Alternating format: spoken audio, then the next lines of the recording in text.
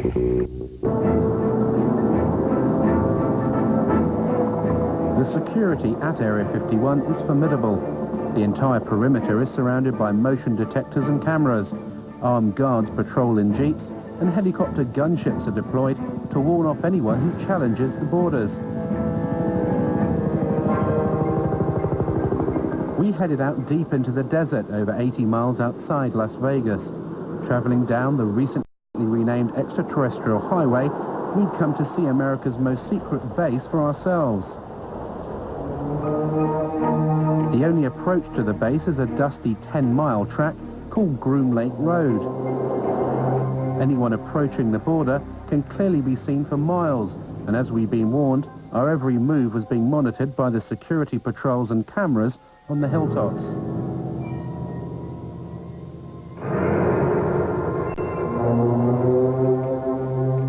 This is as far as you can come to go to the Groom Lake base. It actually says on these signs that use of deadly force is authorized. There are security patrols all over these hills. They've been watching us for the best part of the last hour. There are motion sensors, security cameras, and if I did walk over this line, I'd be immediately arrested, taken to the guardhouse, and interrogated for anything up to a week. As soon as you step over the line, past this sign, you lose all rights.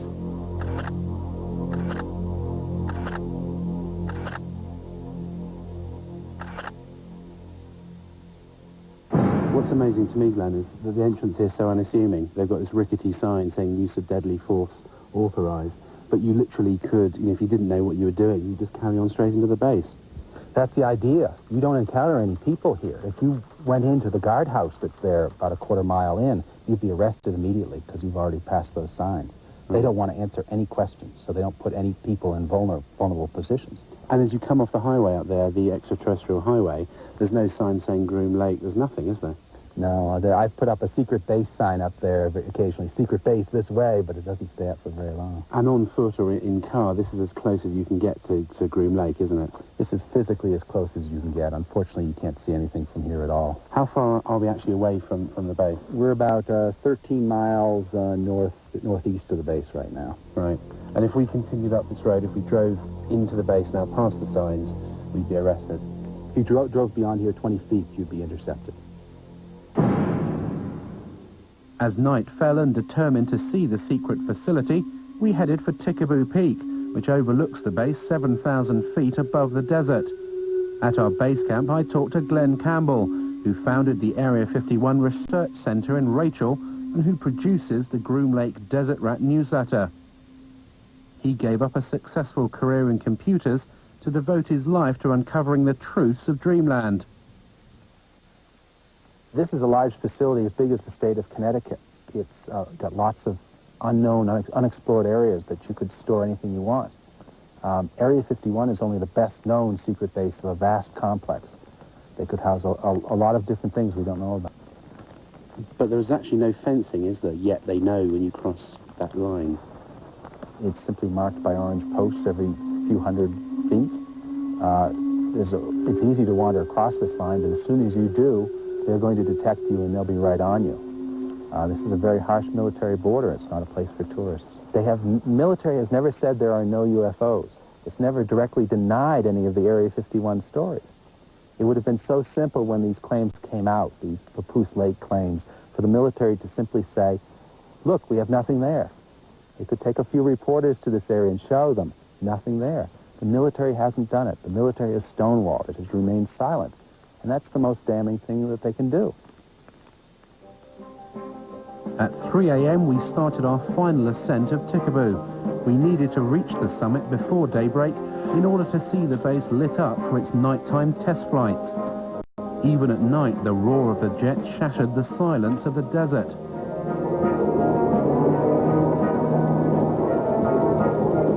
As we reached the summit under a cloak of darkness, Area 51 could clearly be seen, its runway lights glowing in the distance.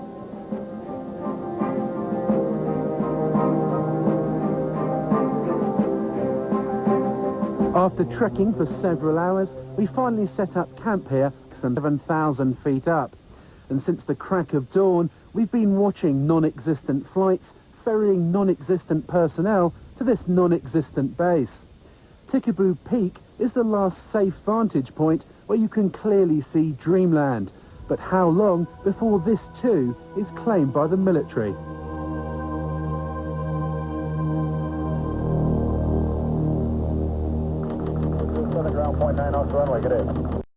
The Groom Lake mystery continues. We've followed the personnel flights out of the secret base, and they've landed here at McCarran Airport, just outside Las Vegas. There are apparently over a dozen flights every day, ferrying the personnel in and out of America's most secret base. George 19er left, with departure. That's 638 I was called at a random time. The operator would say, Mr. Lazar, it's now 4:15 a.m. We expect you to be at McCarran Airport at 4:45. Your plane will be leaving at such and such time. I'd drive there, check in, board the plane, and the plane would fly out to Groom Lake.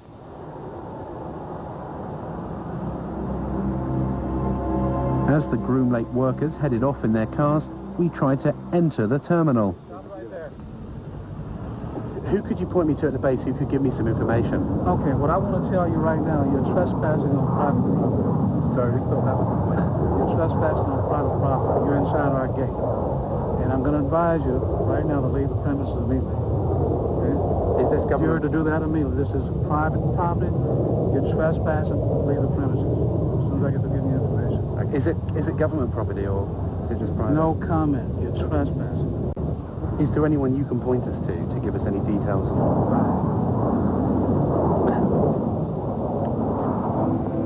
As we were ejected from the airport, yet another Janet flight left for Groom Lake. Reporting 737, wind calm, runway 1 and a left, Liberty Gus. 19 left, early left. Roger, early left, turn to 150, approved, fuel south, sunset. 31. Janet 3, Janet 605, cross.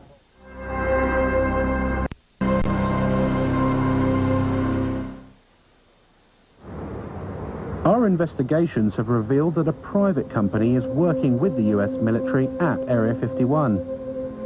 We believe this is the company, EG&G Special Projects. It's worked for the last 50 years on top secret and sensitive projects with the US government, and it's said to control the Janet flights that take the workers to the base, as well as all the security and technical support for the back engineering of alien spacecraft.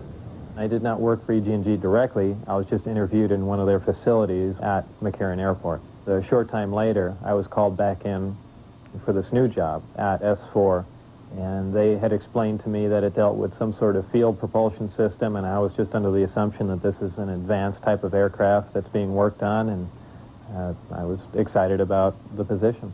Just leave the private property. Okay. So actually cut your camera off. Does it have any connection with the Groom Lake base? I'm asking you to leave the property.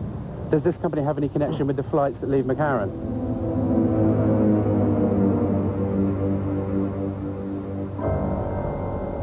EG&G has been the central civilian contractor for Groom Lake basically since the beginning. They're the people who, military folks come and go, other contractors come and go. EG&G has had the contract since the very beginning. So if anyone were to know what's going on out there, it'd be EG&G. They're not talking. We phoned EG&G to clarify what their role is at the base, but they would only confirm that the company is working on several classified Department of Defense contracts at various remote locations in Nevada. They would not comment on the exact nature of the work, but did state that it was connected with EMP, electromagnetic propulsion.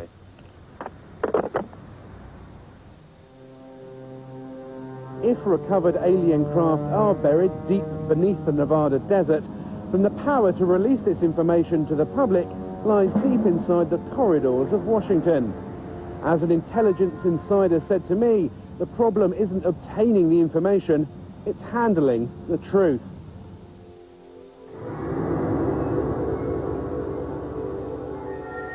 Are these alien craft above Groom Lake, or are they man-made? Have the US military developed the technology to build flying discs? There's a great deal of legitimacy to this UFO phenomenon, to the issue of alien intelligence. This is something that's not at all new to the U.S. military. There's programs that they're working on today that are 50 years ahead of anything that you and I can even conceive of. The black project teams are operating without oversight from official committees, from Congress, if you will. I find that exceedingly distressing, frightening, the ultimate big brother scenario. Everything is being run by the ETs.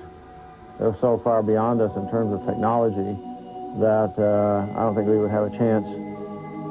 I don't think we've yet scratched the surface on what's happening out there with regard to flying saucers.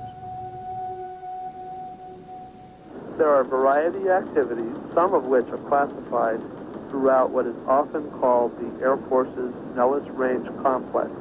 The range is used for the testing of technologies and systems and training for operations critical to the effectiveness of U.S. military forces and the security of the United States. There is an operating location near Groom Dry Lake. Some specific activities and operations conducted on the Nellis Range, both past and present, remain classified and cannot be discussed.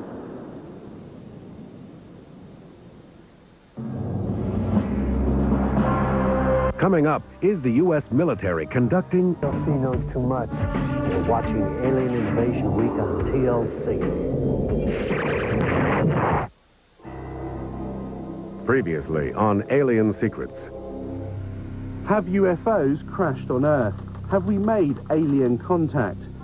The Groom Lake test site, also known as Area 51 or Dreamland, has been home to US stealth projects since the Second World War. However, in recent years, a more disturbing story has emerged, and that is that the government is back engineering recovered alien spacecraft. What's amazing to me, Glenn, is that the entrance here is so unassuming. They've got this rickety sign saying use of deadly force authorized, but you literally could, if you didn't know what you were doing, you just carry on straight into the base.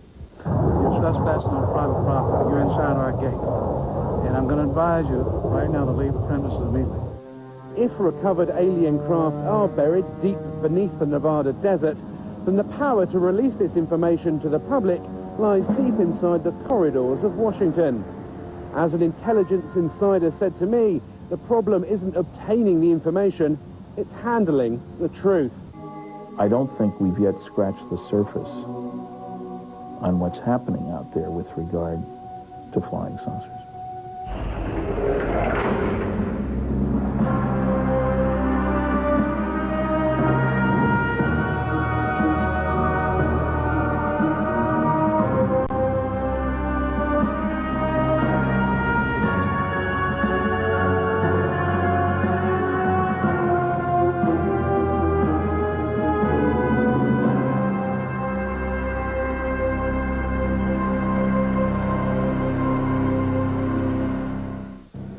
Based on the evidence of former workers and the unexplainable lights in the sky, there is little doubt that Area 51, seen here in the distance, does house flying craft that are literally out of this world. If recovered alien spacecraft and bodies have been taken to this remote location since the 1950s, could a secret of this size be kept under wraps for so long? And if so, who's keeping it? We're dealing with a cosmic Watergate. That means that some few people within the governments of the United States, Canada, Britain, and undoubtedly other countries have known since July 1947, when at least 2 crashed flying saucers and several alien bodies were recovered in New Mexico, that indeed some UFOs are extraterrestrial spacecraft. Since Project Blue Book closed down in 1969, there was no official interest in this subject. That seemed, to say the least, a trifle strange when documents that have come out under the Freedom of Information Act in America show the contrary, show that organizations like the CIA and the NSA are actually very heavily involved in UFO research. There's a relatively small number of people within the intelligence, military intelligence and scientific and technical intelligence community who are aware of what's going on, and an even smaller group who are actually organizing top secret research into this phenomenon. Whenever we'd have a crash, the staff people would tell the public information officer, use story number 38 in the book, and he would release details according to a standard release procedure for that kind of a story. And they never told the truth, because that was always classified information. The government is fighting tooth and nail. It will not reveal any kind of information about that base, and as a result, workers, people who helped win the Cold War, who dedicated their lives to these secret programs, kept their mouths shut for all these years, are dying because of exposure to toxic materials that the government refuses to acknowledge exist out there, because they refuse to acknowledge the base itself. If it is already explained, there's nothing exciting, why can't people talk about it? Presenting Cosmic Journey. One of the most revealing glimpses of just what the Pentagon knew about the existence of crash saucers and alien contact came in 1989 with the development of a top-secret project codenamed Cosmic Journey. Cosmic Journey is a new experience in live entertainment, a new concept and a new dimension. This is something that no one should miss, and I guarantee you that millions and millions of people throughout the world will remember this for the rest of their life. Its aim was to display to the public, by way of a travelling exhibition, the crashed craft and preserved alien bodies that the government had in its possession. The Pentagon enlisted the help of Bob Exler, a NASA mission specialist in robotics, who was also a respected UFO researcher. At a series of meetings in Washington in 1989, military officials set out their plans to Exler. They were devising a variety of kiosks to show the history of the UFO sightings, UFOs associated with the space program, and of course aliens associated commonly with the abduction phenomenon. I was shown a photographic rendition that involved an actual, what appeared to be some form of an alien creature, typical to the gray aliens that have been referred to popularly in the publications and the press. The creature was encased in sort of a glass coffin-like structure that was being preserved. There was a lot of apparatus, tanks and so forth, probably some form of a cryogenic tank to preserve the body from decay. As part of his indoctrination program, Exler was flown out to an offshore NORAD tracking facility. Traveling in unmarked black helicopters, they headed out 20 miles off the coast of Florida, landing on what looked like an oil rig. As we got into this facility, we descended to an area that I would describe as sort of a mezzanine area, looking out over a control room. This was obviously a NORAD tracking facility.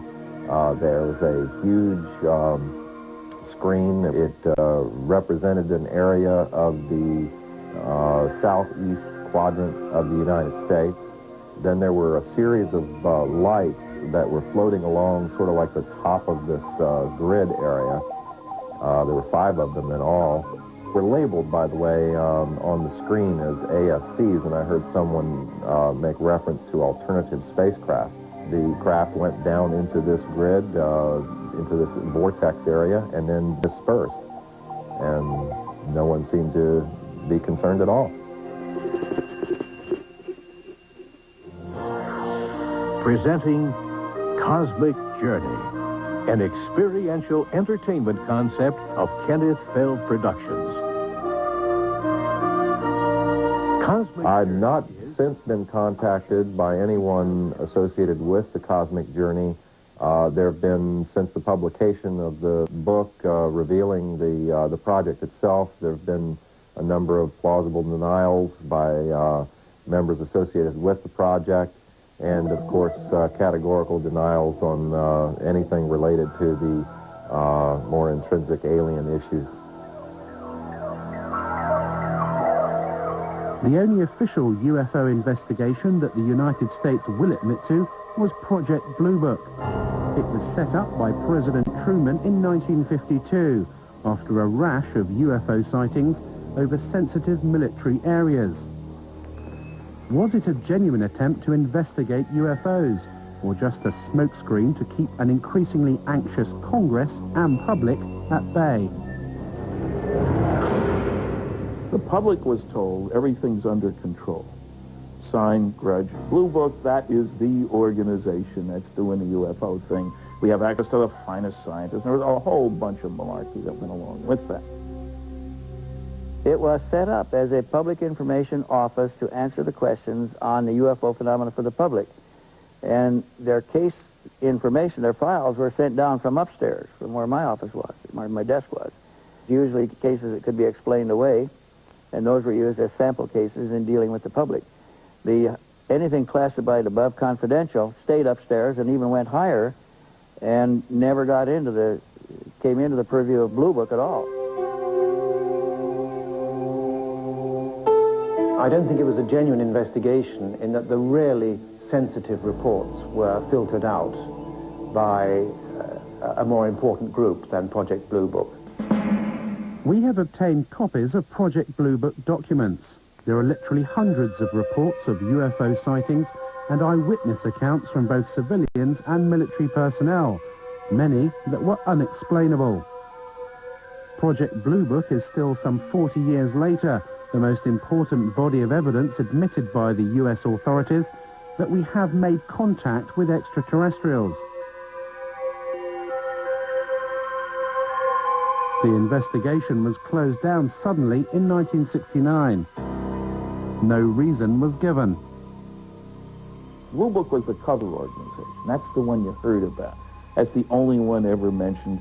And as recently as last year, an Air Force letter to a senator said Blue Book was it, and when we closed it, we got out of the business.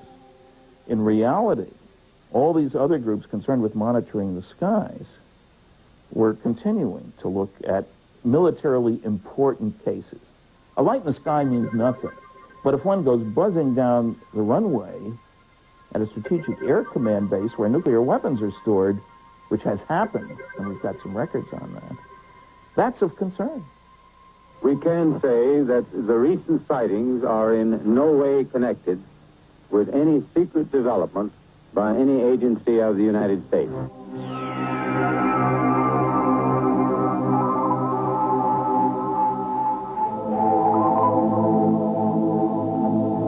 You can go and look through the Project Blue Book records and find numerous sightings which have been, quote, explained. And you go and look at the explanation and you find the explanation does not fit the description by the witness or witnesses. That's evidence that the Air Force was trying to get rid of the problem by explaining it away at all costs. The evidence seems to suggest that the United States government is still investigating UFOs. The question is, who's in charge? Both the NSA, FBI and the CIA deny any responsibility. Because all information regarding extraterrestrials is handled as SCI, sensitive compartmentalized information, even the President of the United States in the White House behind me may not know the whole story. Who's in charge? Is it the President? Is it the Air Force? I'm convinced that we still have an analog with Majestic 12. A group of outstanding people, intelligence community primarily, and some technological people are running the show. Presidents come and go. The intelligence agencies go on forever.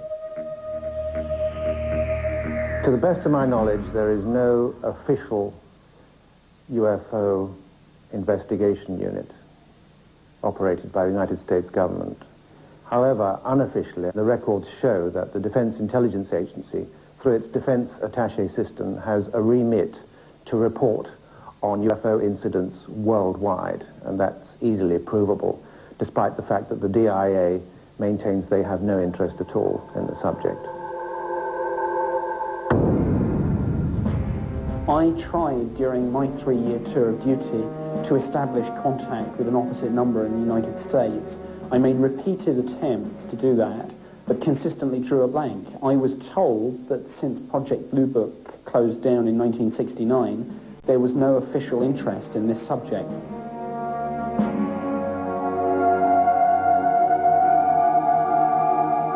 I didn't work for the U.S. government. I worked for a satellite government of this country. As far as the Senate concerned, I think there was only one left, and that was Bob Dole.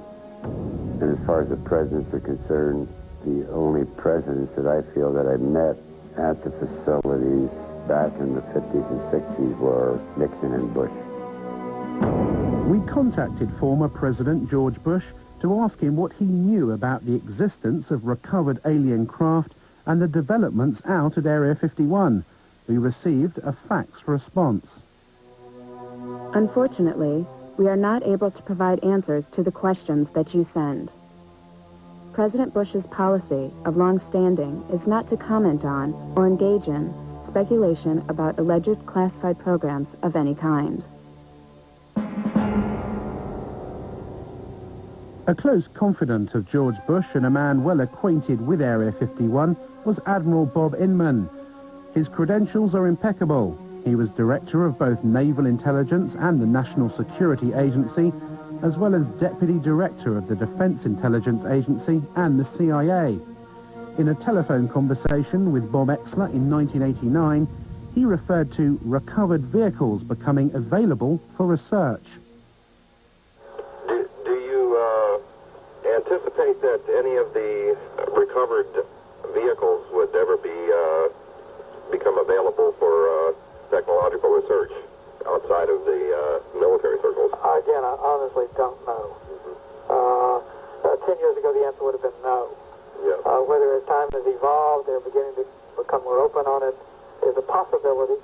He knew from an official standpoint that these vehicles, these objects existed, that they were in U.S. military custody, and that there were scientific projects associated with those.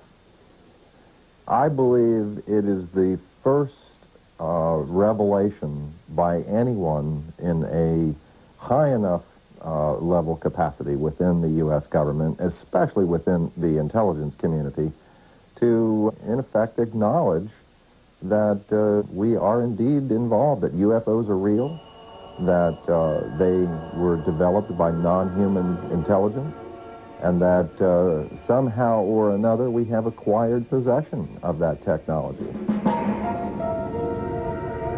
Inman does not say much. There is no reference, there's no mention of UFOs, spacecraft, anything like that.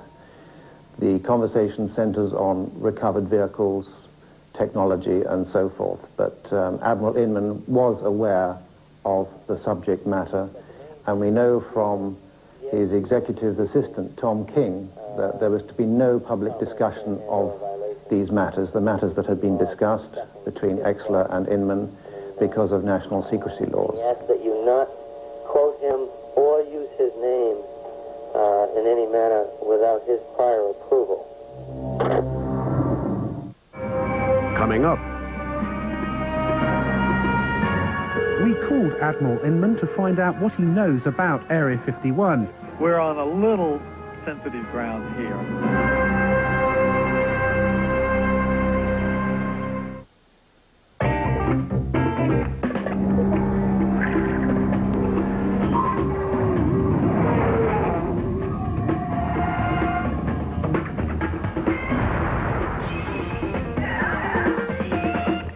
It's smart time on the 97 Mazda Miata. Lease for $199. Add rockin' sound on the lease Blast 2. Have your hair blow dried on the lease Flies 2. Hug the road and the sky and the lease Sails 2. Have the summer of your life and you get the idea. Now, get the passion of the Mazda Miata. Welcome to your room. Here is your sleeping area. And this is a place for you to eat and relax. And around this corner, excusez-moi, this is your work area. For about the same price, Residence Inn has all the places ordinary hotels say they do. And this is your exercise area. We just put them in different places. Residence Inn by Marriott. Room to relax, room to work, room to breathe.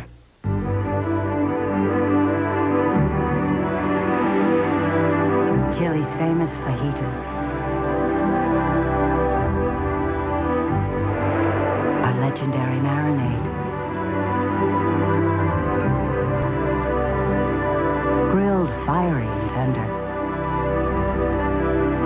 special happens with every order. They're guaranteed to capture your attention and your appetite. Ooh, this looks like a good spot. Telling you, no such thing as UFOs. Come on, we might see one. Ah, alien! Very funny. UFOs. Ah! What? What is it? Oh my gosh! Don't move. Where would I go? Where's the Ericsson cellular phone? Here, call. Hello? Ericsson cellular phones when life gets a little wild. Honey, they want to know where we're calling from. You want a highly reliable Ericsson cellular phone. Is there anyone else out there? Open up to the unknown as the Learning Channel launches an alien invasion. That makes no sense to me. Listen in on attempts to contact other planets and hear the stories. I really started to panic. Get ready for Alien Invasion Week. Continuing all week at 9 on TLC. Adventures for your mind. To find out all about Alien Invasion Week, call 1-888-TLC for UFOs. So you're building that deck with Time Life to help you along. You might want to add some built-in benches. Page 50. How about a brick patio? Guaranteed weed-proof. And a lot easier on your checkbook than some contractor would be. Now with Home Repair, you get 2 books for $2. Order decks, porches, and patios for just $1.99 and get kitchens free. Those new countertops sure look good, and doing it yourself probably saved a bundle. So you could do that built-in recycling bin she wanted. Step by step, Time Life makes it easy. With Home Repair, you get professional results at do-it-yourself prices. Use your credit card to order decks for just $1.99 and get kitchens free. Home Repair makes you a real hero around the house. So why don't you give them a call? They'd probably love to hear from you. Call 1-800-761-3838 to get 2 books for only $2. Use your credit card to order decks, porches, and patios, and you'll get kitchens free. Or send check or money order for $1.99 plus $3.95 shipping to the address on your screen.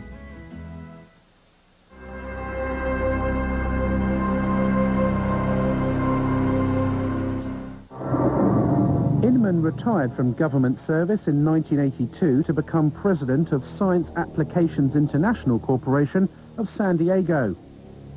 Interestingly, one of the company's primary areas of research is into gravitational propulsion systems, the same method of propulsion of flying discs that Bob Lazar worked on at Area 51.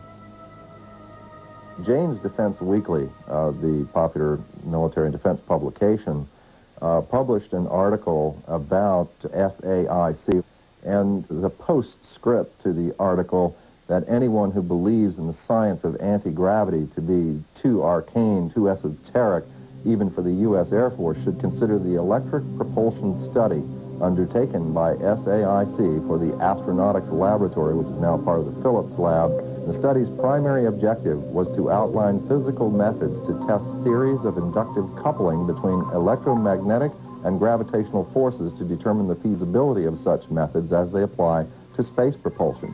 And in simplified terms, an anti-gravity propulsion system. It remains for some the ultimate quantum leap. Well, it's possible, one, because I saw the equipment that would do it, and two, it is theory that would work. Gravity distorts time, and like I said, that's not a theory. We know that to be true.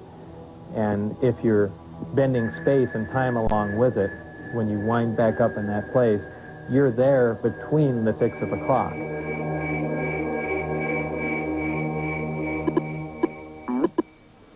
We called Admiral Inman to find out what he knows about Area 51 and why his company is developing this gravity propulsion system. Let me get right to the point that you're after. Yep. I had occasion in several different jobs to ask the question, was there any credible evidence? When I was the vice director at the Defense Intelligence Agency, the National Security Agency, the Central Intelligence Agency, I inquired at each of the 3 places at different times, do you have any credible evidence that would support the existence of UFO or, aliens? Yep. And the answer was always no. Jane's wrote an article in which it mentioned Science Applications International, and it referred to some of the development it was working on as the ultimate quantum leap, exotic, shall we say, gravity propulsion systems. What exactly are those, and what are they used for flying craft? I'm pausing because I want to make sure I don't overstate the case. Right. We're on a little sensitive ground here. There have been, over the years, I thought some of the early allegations of activity out in Nevada 15 years ago could well have been reflection of the prototype testing of some of the stealth vehicles. Some are clearly scientific phenomena. Some of it, again, will be something as simple as weather balloons that break loose, that get lost and go drifting. But there probably is some of it that is directly related to testing of late 20th century, early 21st century military technology related partly to reconnaissance in some cases and others to, attack aircraft.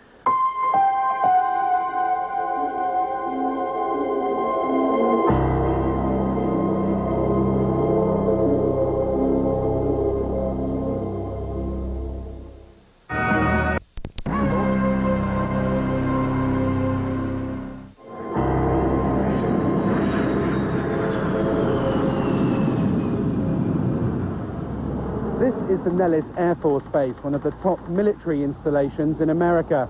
It's split into 4 main areas: the Tonopah and Nevada test sites, where America's top secret nuclear tests take place, as well as the Nellis bombing range, where the latest jets and bombers are put through their paces.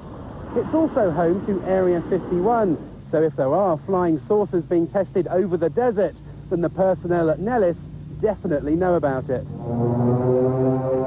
We were contacted by a former radar operator at Nellis, who confirmed that she had witnessed a classified flying disc test out in the test range. She left the Air Force in 1985 and is too frightened to reveal her true identity. The flying disc test took place at night in the desert a few miles from the base. I was at that moment standing on the deck of the radar van. It was nighttime, and I was looking up in the sky because there were saucers up there. There were 10 to 15 saucers, and they were glowing orange on the bottom. The one that was closest to me, I could see in pretty good detail.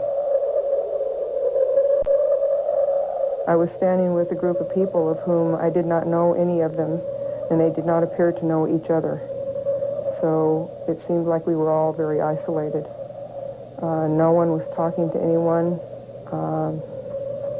It was very frightening because what I was seeing was definitely something that was very highly classified, and there was a couple of people talking inside the radar van who I assumed were officers, but no one was wearing any rank insignia and no one was wearing any name tags. The maneuvers that they executed were very sophisticated, so my guess is that they were being piloted by aliens who knew exactly what maneuvers they could do.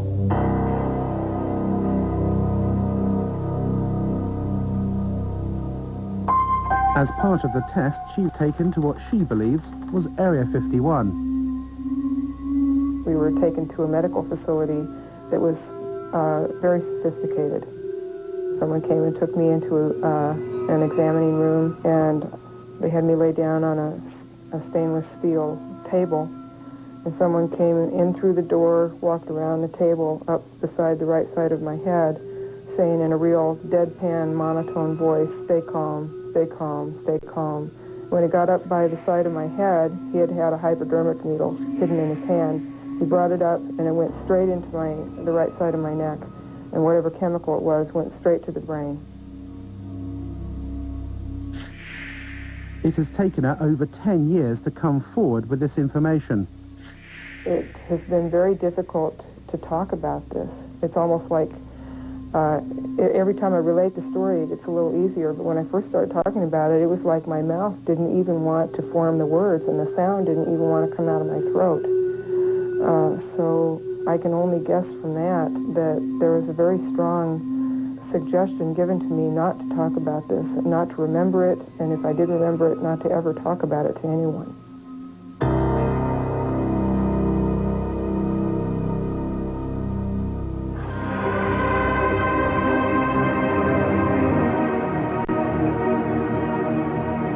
As recently as 10 years ago, this Lockheed A-12, which flew out of Groom Lake, was still one of the US Air Force's most top-secret military aircraft. If you'd seen it in the skies at night, you may be forgiven for thinking you'd just seen a UFO. So how many of the hundreds of thousands of UFO sightings every year are nothing more than military aircraft? And is the great secret of Groom Lake just a 21st century descendant of this airplane?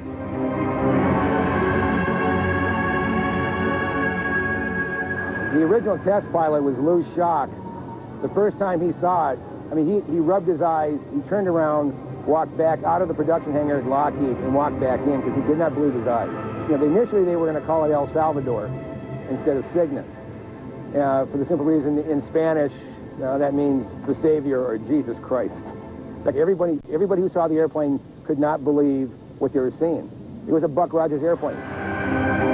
This airplane was built, designed almost 40 years ago. 40 years before that, the hottest thing flying was a Seversky P-35. 40 years before that, it was a balloon. So the technology has not stood still. So it's a very good possibility that we are looking at man-made transportation for the 21st century. The United States Air Force alone, in 1997, according to the latest budget request, will spend more than $11 billion on research, development, and production of secret weapon systems of one kind or another. That's considerably more than the entire research and production expenditure of any other military in the world. I am very distressed that the black project teams are operating without oversight from official committees, from Congress, if you will, from public oversight, with black budgets that no one knows where it's going or what it's being used for. I find that exceedingly distressing, frightening, the ultimate big brother scenario. I think a good part of the reason for keeping everything classified is because this is an awesome weapon. Now you think the amount of energy that this system can put out, weapon system if you want to look at it as that, and it obviously had some weapon potential.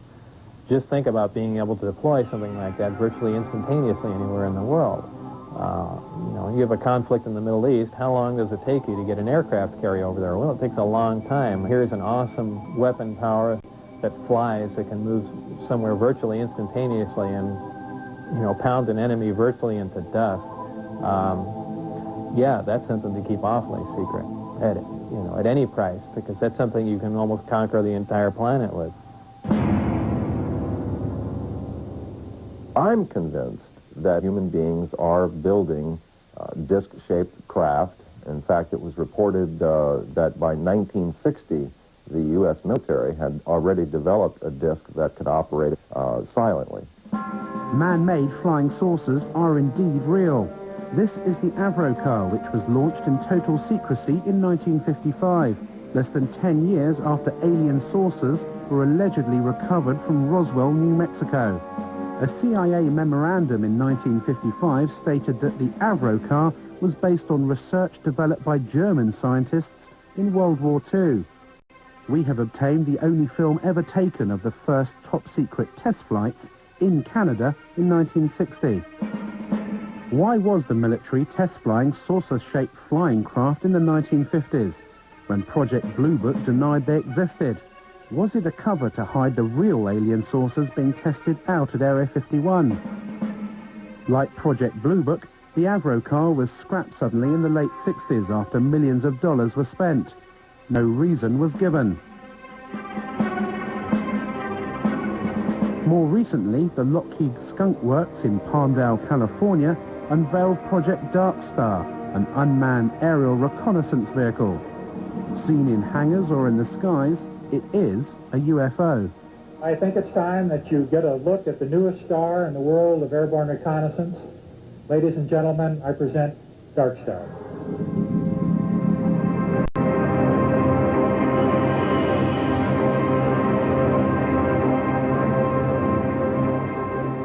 Dark Star is a very unusual-looking aircraft. It has a saucer-shaped body and a pair of very long, slender wings attached to the back. Like many stealth aircraft, including the B-2, its appearance varies drastically according to what angle you see it from.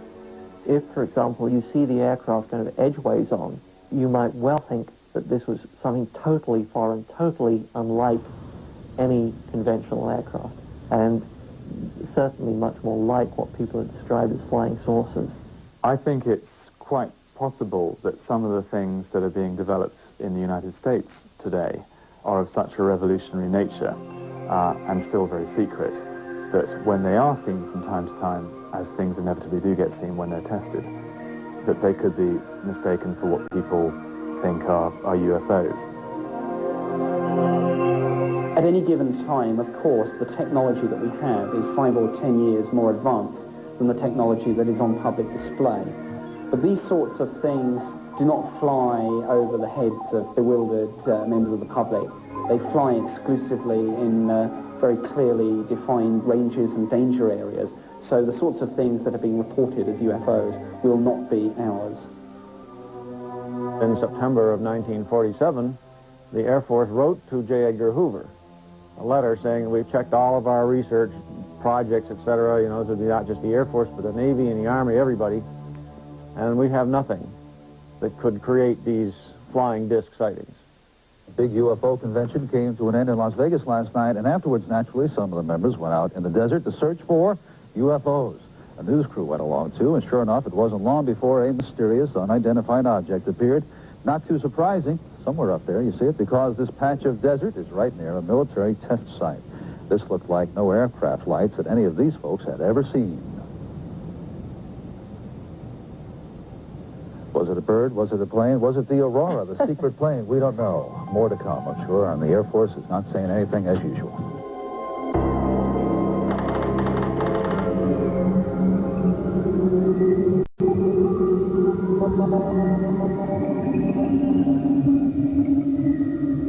If UFOs are man-made craft, how do you explain the tens of thousands of cases of reported alien abductions every year?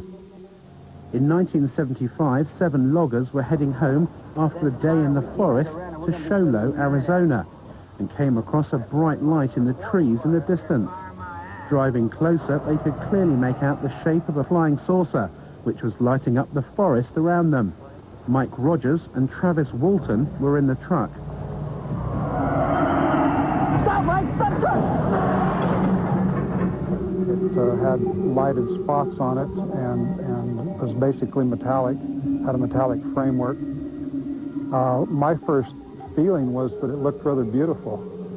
But at that time, it wasn't making any noise and it wasn't moving. It was just quietly perched there in the air. Travis! Travis! You son of a bitch! How the hell you doing? My God! When it started to move, the sound got real powerful, and I jumped for cover, and I got down behind this log, and the guys were yelling, "Get away from there," and they were swearing and everything, and I was getting, you know, pretty scared myself, and I made up my mind to make a run for it. And when I raised up, wham, something hit me. A beam of energy, a bolt of lightning, but it wasn't like lightning. It was like straight-sided, like a deliberate beam of energy, but it was so powerful it created like an explosion that lifted him off his feet and blew him backwards. And here's Travis flying back through the air. He landed some distance from where he'd been standing, landed flat on his back, and as he's going through the air, his arms outstretched, he looked lifeless at the time, like the concussion of it had already killed him or knocked him out or something.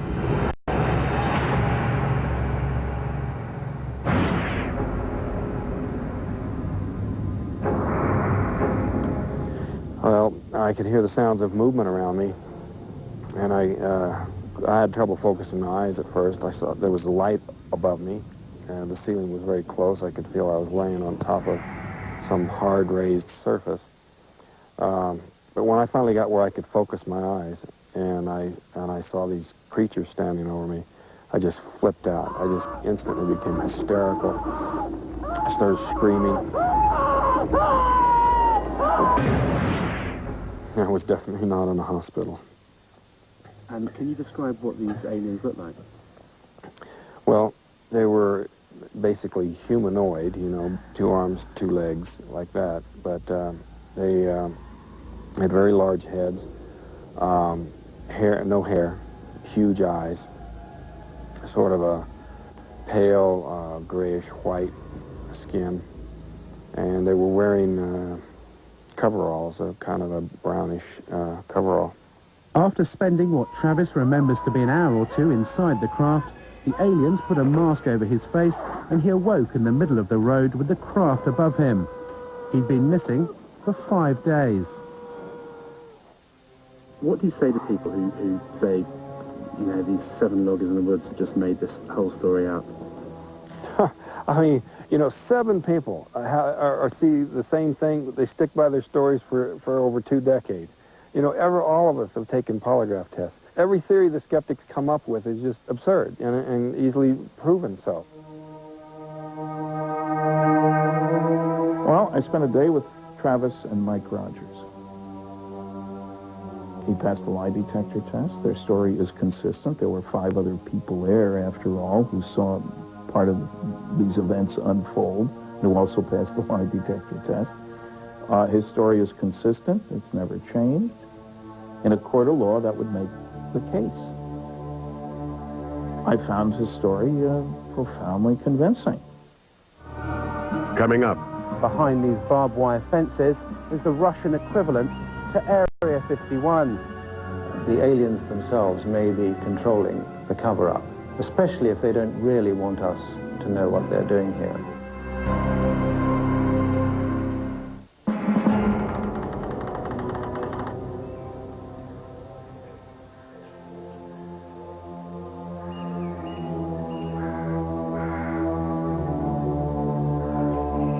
This is the Saratov Air Base, 200 miles outside Moscow.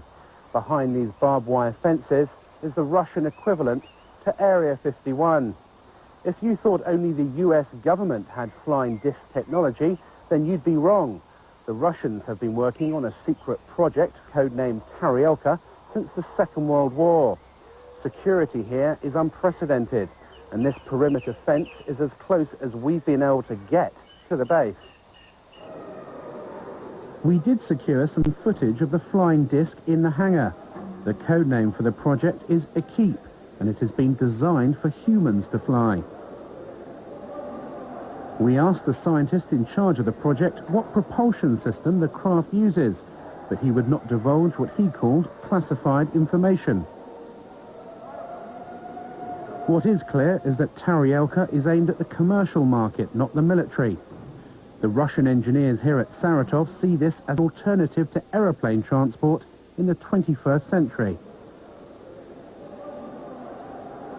Where the production and design expertise came to build the Taryelka, no one is saying. But surely it's more than just a coincidence that the base here at Saratov is so similar to Area 51, both in location and security. And as in the US, the Taryelka project was started in the 1940s, just after the alleged saucer crash in Roswell, New Mexico. I'm pretty sure that the Russians have those craft. We were told directly by a leading Russian scientist who had worked on these things, that both the United States and the USSR had acquired information from captured Nazi scientists and had built craft like these. They knew that we had them. We knew that they had them.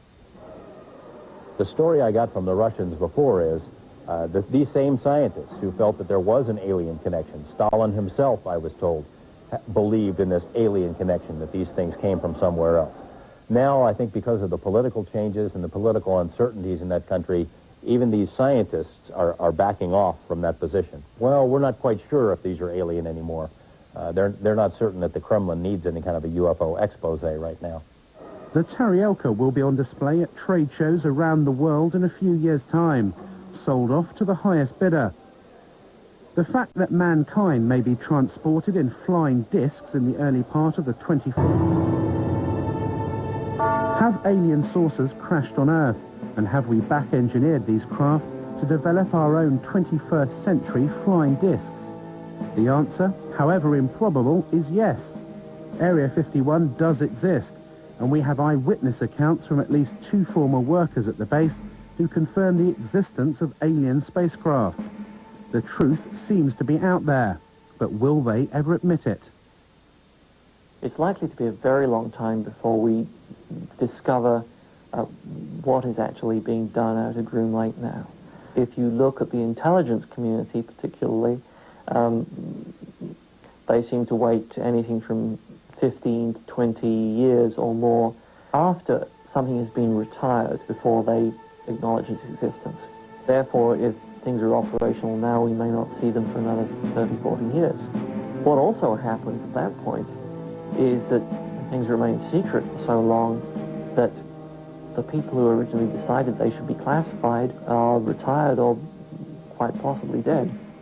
And it becomes almost impossible to declassify a program at that point because nobody knows quite why the secret is being protected. The Air Force headquarters files up through 1955, 9,800 feet of material. That's 1,000 four-drawer filing cabinets. When I went to ask for stuff out of these files, only 10% of the boxes I was interested in had been classification reviewed. And in those boxes, there were withdrawal sheets all over the place. So secrets can be kept. They are being kept. One way that they're being kept is the naivete of the people who think, yeah, if this was going on, I would know about it.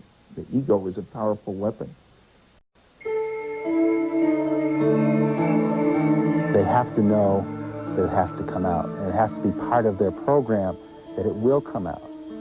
We just don't know what the agenda, what the time frame is. I think it's very reasonable, let's say if contact were made in the 1950s, I think it's very reasonable of the government to say, let's keep it secret for 40 or 50 or 60 years so we can study it, so we can reproduce the craft, so we can understand what it is we're dealing with and release it to society slowly. Perhaps that's what they're doing now. Do you think the secret will be out in a few years' time? I'm saying because I've got permission, I'll turn my papers over to you in 2002. And then you'll know who I am.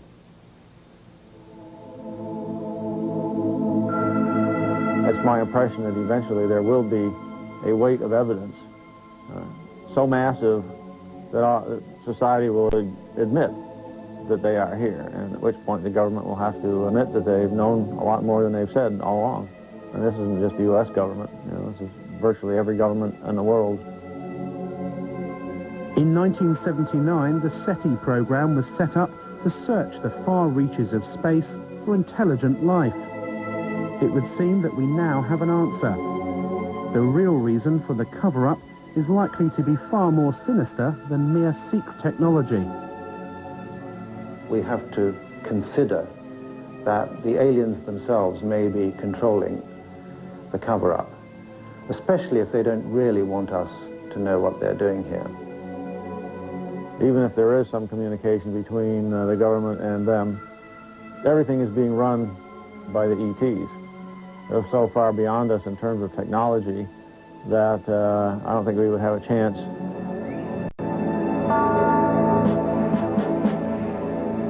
They, the officials in charge of this information, are going to look rather impotent were it known that there are extraterrestrials invading our airspace against whom we have inadequate defense.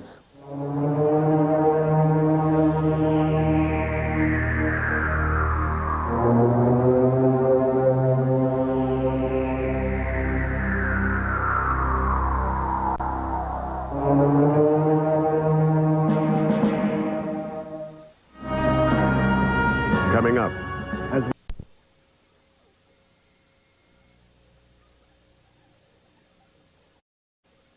You know what you're talking about. Right! That's the way you want it. Cardinal. Poker with the soft cushion. Confess!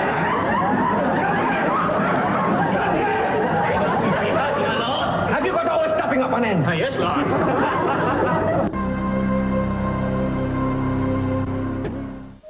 We have investigated Dreamland for over a year. Whilst we didn't see any flying discs or alien bodies, we did see lights in the sky which could not have been aeroplanes, military or otherwise.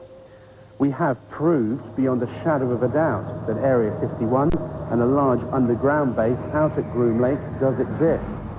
We've seen the workers fly in and out of the facility and talked to alleged former workers at Area 51 about their back engineering of recovered alien spacecraft. We've seen actual footage of man-made flying discs, both American and Russian. And there are warehouses across America housing files like these, full of UFO reports and alien abductions. Is this body of evidence just a figment of someone's imagination? I think not. As we move closer to millennium, mankind will have to face up to the startling reality that we may not be alone, and that a select group of US government officials have known about this for some time.